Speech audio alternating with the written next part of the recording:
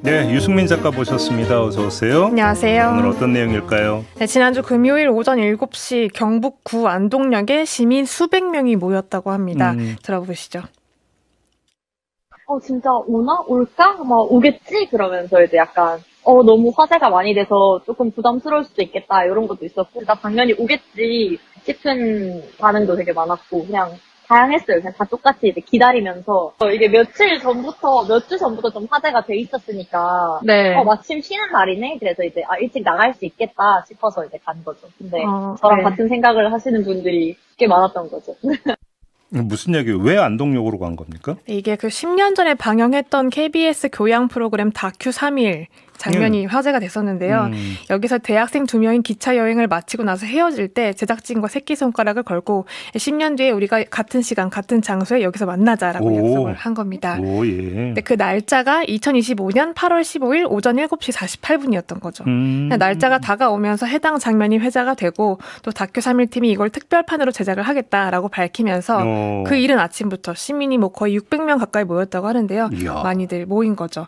그런데 오전 7시 37분에 안동역 광장에 폭발물을 터뜨리겠다라는 댓글이 올라오게 됩니다. 댓글이요? 네. 어디에 달린 댓글인데? 이게 그 다큐 제작진이 이제 현장 상황을 생중계를 하고 있었는데 그 유튜브 채널에 달린 겁니다. 예. 약 10,000명 정도가 이제 실시간으로 시청을 하고 있는 상황이었는데 다들 이제 좀 상황이 급변하기 시작하면서 경찰이 인근 상가와 버스터미널도 통제를 했고 또 수색을 했지만 뭐 다행히 폭발물은 발견되지 않았습니다. 네. 그리고 같은 날 오후에 용의자가 검거가 됐는데요.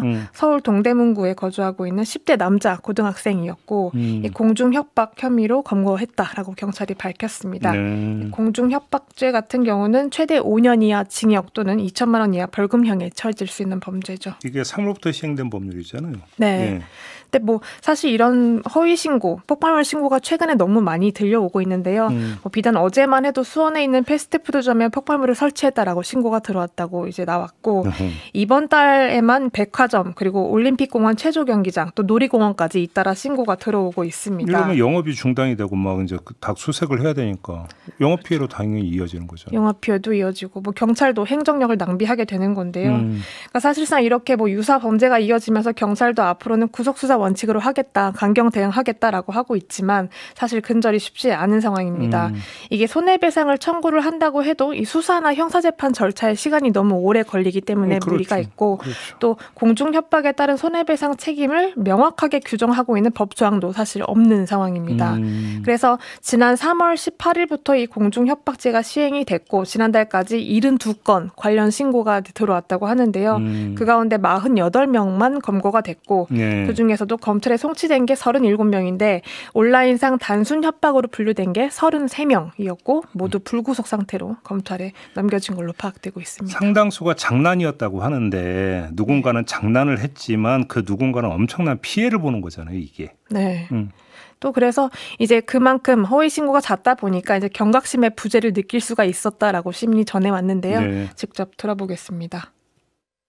갑자기 이제 경찰이 왔다, 폭발물 신고가 들어왔다라고 이제 소식이 전달되면서 다들 심각해지고 어떻게 이것보다는 그냥 다 웅성거리고 뭐야, 뭐 하는 거야, 약간 이렇게 좀 짜증을 내는 듯한 다들 약간씩은 그런 분위기다가 점점 파하게 됐죠.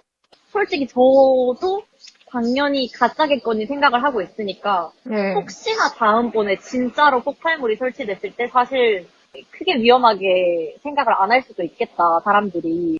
이게 문제인 거죠, 이게. 양치기 소년 그거 기억나십니까? 예. 그래도 그 무감해져가지고 뭐 하는데 만에 하나로 거기서 진짜가 있으면 큰일 나는 거잖아요. 그러면 예. 정말 큰일 나는 거죠. 예. 그래서 동시에 이제 시민들의 분노도 커지고 있는 상황인데요. 직접 들어보시겠습니다.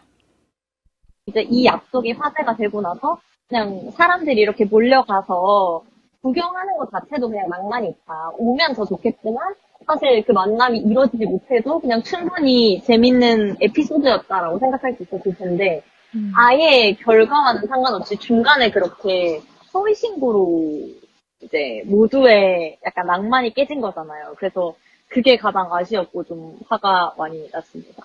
그렇네요. 낭만을 깨뜨려 버렸네요, 정말로. 네. 그러니까 대학생 한 명은 이제 약속을 지키기 위해서 그 현장에 찾은 걸로 확인이 됐고요. 한 명은 왔대요? 네, 한 명은 왔다고 합니다.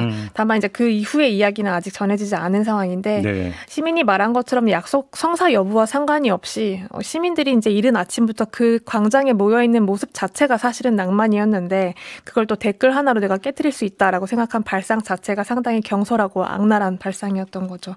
그러니까 반복되는 허위 협박이 더 이상 가볍게 치부되지 않도록 이제 민사적인 책임을 강화하자라는 목소리도 커지고 있습니다. 민사적인 책임도 그런데 성숙한 어른님은 엄중한 처벌로 유사범죄가 발생하지 않도록 선례를 남겨야 됩니다라는 이런 의견을 주셨네요. 네. 그렇죠. 이런 어떤 하는 말 그대로 본보기가 좀 필요하다. 그래야 이제 경각심을 가질 수 있는 거 아니냐 이렇게 볼 수 있을 것 같은데요. 뭐 아름다운 독도님도 자신의 행동에 책임져야죠. 장난이든 범죄든 이런 의견 주셨습니다. 좀 엄벌에 처해야 된다 이런 의견들이 좀 많은 것 같네요. 네. 네, 알겠습니다. 유승민 작가 수고하셨어요. 맞습니다.